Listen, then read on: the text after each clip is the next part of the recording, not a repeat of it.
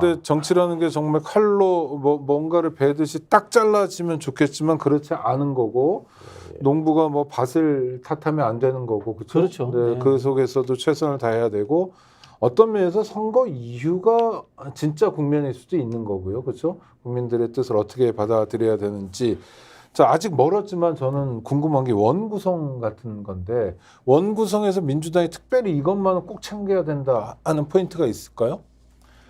제가 보기에는 이제 지금 뭐 전투력 갖춘 인물들 중심으로 배치를 좀 해야 되지 않겠습니까? 전투력? 예, 네. 일당백의 정신으로 지금 현재 윤석열 정부가 갖고 있는 문제의 본질을 꿰뚫고 있는 사람들이 선도에 나서고 이걸 어떤 방식으로 풀 때 무조건 대결과 뭐 뭔가 갈등을 일으키면서 하는 이런 방식보다 국민들의 이제 지지나 뒷받침을 확실하게 받는 상황에서 뭔가 이제 좀 현실 가능한 그리고 실현 가능한 이런 것들을 좀 만들어서 이제 싸우는 사람들이 최전방에 배치되는 수밖에 없다. 그런 면에서 보면 다선 중진들이 하는 것보다는 초선들도 상당히 역할을 할 것이고 네. 특히 이제 전현희 의원 같은 전현희 전 의원 같은 경우는 이제 이번에 정말로 정계를 사실상 은퇴한 상태에서 윤석열 정부에 이제 탄압을 받고 다시 들어간 것이니 이제 이런 분들은 나름대로 어떻게 싸울지 명확하게 목표를 세우고 갈 것이기 때문에 그런 분들을 좀 전방에 세워서 뛰는 수밖에 없다 이런 생각이 우선 듭니다.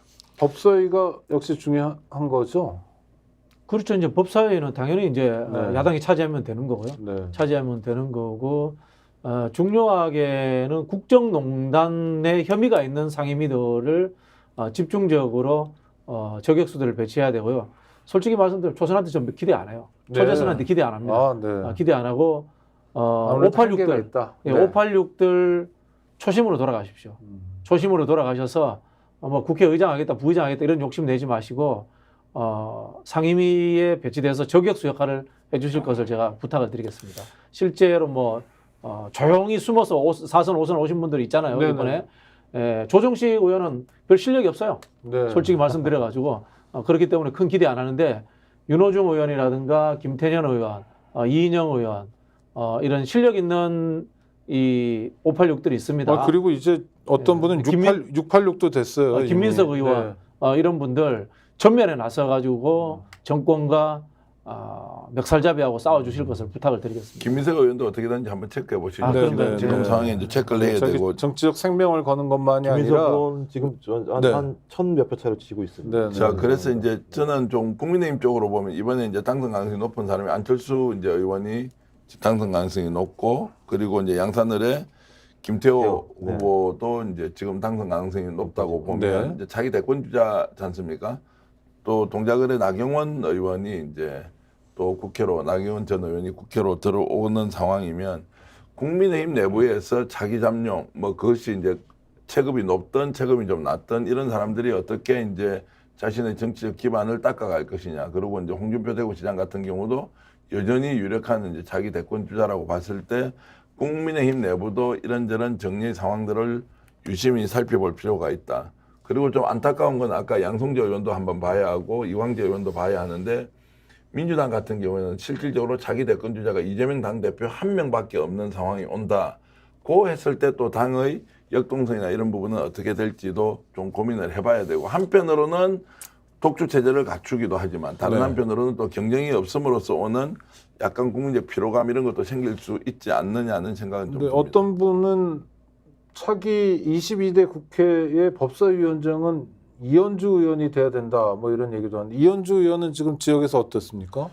조금 자, 앞서고 있습니까? 예, 이현주 의원 같은 경우는 지금 보니까는 유력으로 뜨는 것 같아요. 네. 그래서 이현주 그러나 의원은 예상보다는 그럴 그래도 것 표차가 같고요. 많이 안 나는 네. 용인 지역이나 이쪽 지역이 조금 하여튼 어떤 지금 정확히는 모르겠습니다만 그래서 제가 이제 네. 그 생각에는 보수층들이 이 차별적으로 지역별로 결집을 했던 것 같아요. 네. 지역별로 결집을 했던 것 같아요. 네. 충남 공주부여 청양의 박수현 후보도 대단합니다. 이런 상황에서 또 정진석 후보를 이기고 있거든요. 아, 그렇습니까? 그리고 90% 이상 네네. 개표를 했는데 표 차이가 1860표 차고 50.38, 48.73인데 일단 주체는 박수현 후보가 될 것 같은데 저기가 완전히 보수의 아성 같은 지역에 아니 그리고 정진석 후보에게 연패했던 분 아닙니까? 사실은. 그렇죠. 네. 네. 지역구가 바뀌면서 재조정되면서 그렇게 됐죠. 네. 참 이런 거고 그다음에 이제 공영은 후보하고 이준석 후보도 지금 현재 개표율이 40%를 넘어섰는데요. 네. 오히려 표 차이는 좀 더 나는 것 같습니다. 이준석 후보가 지금 43.53이고요. 공영은 후보가 39.26%인데 2,134표 차이다. 네. 그러면 이것이 추세로 가면 이준석 후보가 당선될 가능성이 뭐 그러나 높다. 개표율로 봐서는 여기도 꽤 늦은 시간까지 뭐 예. 12시 넘었으니 이른 시간이 될 텐데 예. 지켜봐야 될 때 같습니다. 그러니까 뭐 지역 그 개별 지역을 알 수 없습니다만 네네.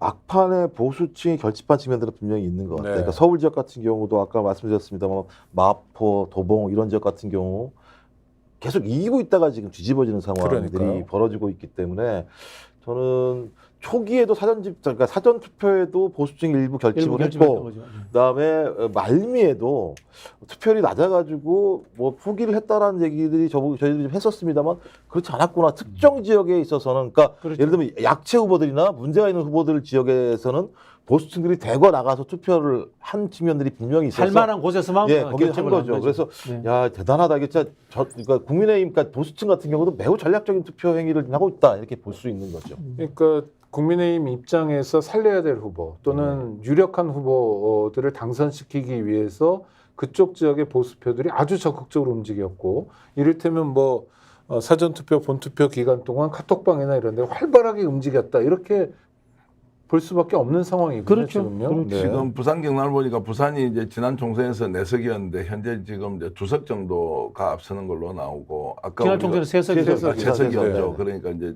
지금 2석 정도가 지금 앞서고 나머지는 지금 다 빨간색으로 바뀐 걸로 한 석이 보면- 이제 박빙이죠. 예, 박빙이고 연재는 어떻게 됩니까? 연재도 많이 연재도 밀려버렸어요. 네, 김희정 밀려버렸고요. 후보가 그리고 이제 되는데. 경남 같은 경우에도 지난 총선에서 3석을 얻었는데 지금은 김해 갑을 외에는 지금 이기는 지역이 없는 걸로. 김해 갑 하나 이기고 창원 하나 이기고 이렇게 나오고 창원은 있어요. 지금 좀 창원도 뒤집어져- 사실 뒤집어져 허성 후보가 지금 지고 있습니다. 지고 이동호. 있어요. 예. 그러면 의문이 생기는데 문재인 전 대통령이 상당히 센 강도로 선거 운동을 했는데 부울경 지역에서 변화를 만들지는 못했네요. 참 그 이제 설명하기 어렵습니다. 네네. 지금 뭐 댓글로 올라오는 울산 글을 보면 동구에 민주당 후보가 당선이 거의 확실시되네요. 네. 김태선 후보. 네. 후보 표차가 얼마 안 나던데요. 네. 예, 지금 568표 차인데 99.9%. 아, 그럼 그러면은 그럼 울산은 됐네. 이제 거기는 정부당 하나, 끝났고. 민주당 하나니까 조석이 되는 지난번보다 거죠. 이제 한 한 석이 석이 되는 거죠. 늘어나는 거고요. 네. 제 후배입니다. 아이고. 예. 당에 같이 근무했던. 축하드립니다. 네. 자, 자, 그러고 지금 이제 경북도 지금 경산 지역구가 무소속 최경환이냐 아니면은 그 국민의힘. 국민의힘의 조지현 후보냐 이런데 지금 엎치락뒤치락 하는 것 같고요. 지금 여기도 아마 국민의힘이 13석 다 가져갈 수 있는데 지금 현재는 조지현 국민의힘 후보가 네. 앞서고 있다 이렇게 지금 나오고 아니 있습니다. 그 제가 여쭤보는 건 문재인 전 대통령이 전 대통령으로 유례 없을 정도로 강도 높은 선거 운동을 했는데 부울경 지역에서만 움직였어요. 그리고 대놓고 했고 이렇게 무도한 정권 처음 봤다고 아주 목소리도 높였는데 의미가 없는 겁니까 문재인 그렇진 전 않죠. 대통령? 그렇진 않죠. 네. 그렇진 않죠. 이제 작용이 있으면 이제 반작용이 있는 거고. 네 반작용. 네, 저는 이제 조국 혁신당과 문재인 대통령의 움직임이 역할을 했다고 봅니다. 네. 역할을 했다고 봅니다. 네. 네, 네, 다만 제가 앞에서도 말씀드린 것처럼 보수를 집결시키는 모티브도 분명히 존재했던 거고. 문재인 대통령이 움직이는 만큼 보수도 또 결집하는 반작용도 동시에 있었다. 그 그렇게 볼 박진희 수밖에 교수가 없다. 평소에 네. 이제 부산의 정치 지형이 굉장히 역동적이라고 이제 했는데 물론 이제 보는 사람의 관점에 따라서 야당 쪽으로 갈 수 있고 여당으로 강화시킬 수도 있는데 참 정치라는 게 어렵다. 부산 지역의 민심을 읽어내는 것이 네. 김두관 후보는 아까 말씀드렸지만 지난 몇 번의 선거에서 늘 지다가도 마지막에 역전을 시키는 역전의 용사 같은 사람이었는데 김태호 후보는 저 어디입니까 경남 거창에서 이쪽으로 와서 완전히 다른 지역구에서 선거운동을 짧은 기간에 했는데 이렇게 뒤집는 걸 보면 와 이게 왜 이렇게 참 부산 경남 민심을 읽기가 어렵느냐. 또 창원 성산 같은 경우 창원시장으로 허성무 후보는 엄청나게 인기가 좋았고요. 그렇죠. 민주당 후보지만 엄청나게 많은 업적을 쌓았기 때문에 어떤 경우에도 허성무 시장은 누구든 그 어떤 지역에서 안 되더라도 이 지역구는 반드시 민주당으로 당선된다고 했는데 최종 결과를 봐야 하지만 지금 이제 밀리는 걸 보면 참 부산 경남 민심 읽기가 어렵다 이 생각이 듭니다. 아니 구독자 여러분, 이 문제는요 저희가 오늘 방송으로만 뭐 모든 걸 설명할 수 있는 건 아니기 때문에 앞으로도 계속 취재하면서 앞으로의 방송을 통해서도 계속 그 말씀을 드리도록 하겠습니다. 부산 경남이 어떤 의미에서 어떻게 움직였는지. 자, 우리 스픽스 많이 구독해 주시고요. 10만이 얼마 남지 않았습니다. 10만을 위해서 주변에 권해 100만, 주시고요. 100만. 아, 100만 죄송합니다. 100만 얼마 남지 않았습니다. 구독 권해 주시고요. 또 좋아요도 많이 눌러 주시고, 그래서 스픽스가 언론이 없는 시대에 제대로 된 언론 역할을 할 수 있도록 구독자 여러분들께서 힘 실어 주시기 바랍니다. 오늘 방송 슬슬 마무리해야 될 때가 되는 것 같은데요.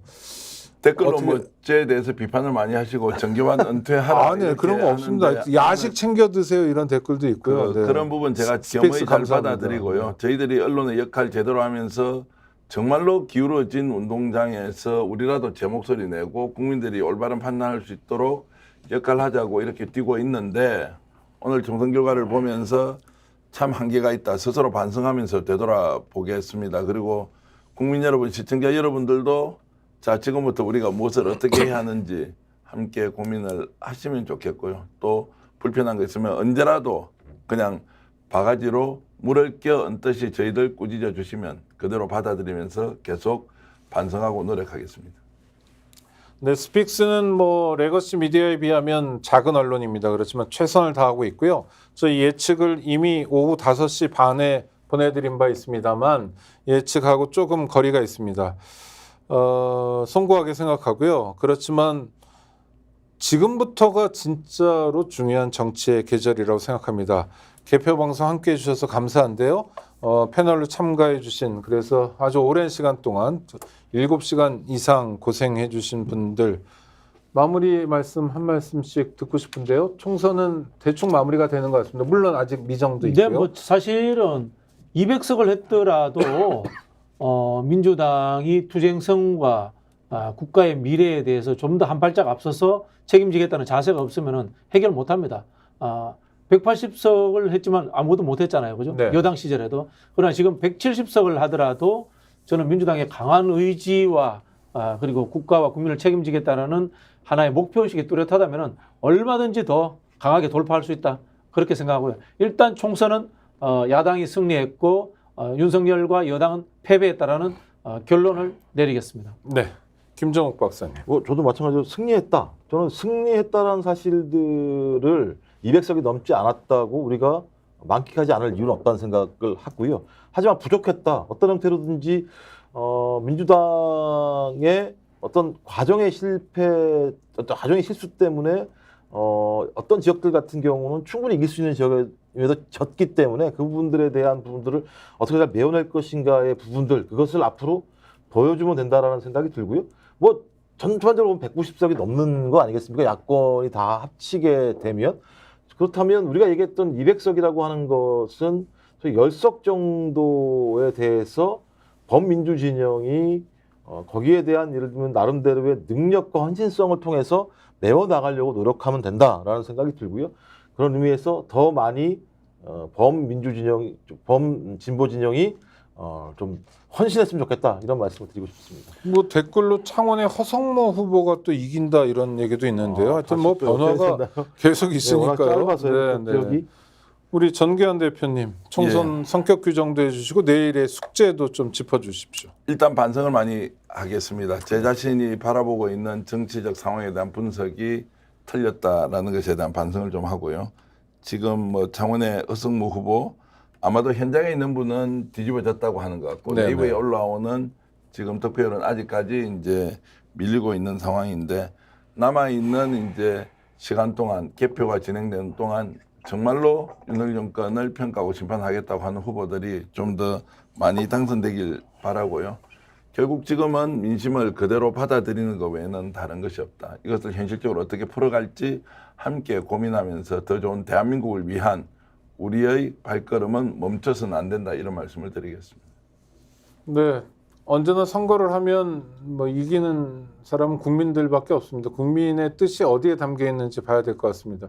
윤석열 정권을 심판하자는 국민의 의사는 분명하게 드러났습니다. 그렇지만 야권 입장에선 조금 부족했습니다.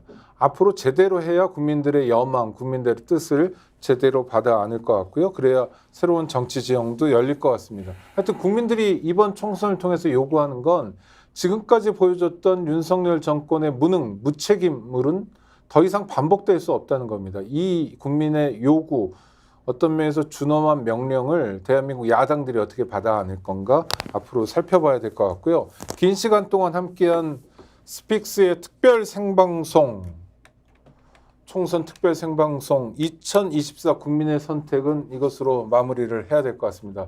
구독자 여러분 늦은 밤까지 함께해 주셔서 감사하고요. 스픽스 오늘 보신 것처럼 어제부터 1박 2일 동안 진행한 오늘 특별 생방송을 통해서 보신 것처럼 많이 준비하고 열심히 고민하고 또 좋은 프로그램을 통해서 언론의 빈 구석을 제대로 채워 나가도록 하겠습니다. 구독자 여러분 감사합니다. 함께해 주신 분들 감사합니다. 감사합니다. 스픽스는 말하는 언론입니다. 대세는 유튜브, 그중에서 스픽스. 좋아요, 댓글, 구독, 알림 설정. 여러분이 저희를 사랑해 주시고 우리가 여러분을 사랑하는 4가지 방법입니다.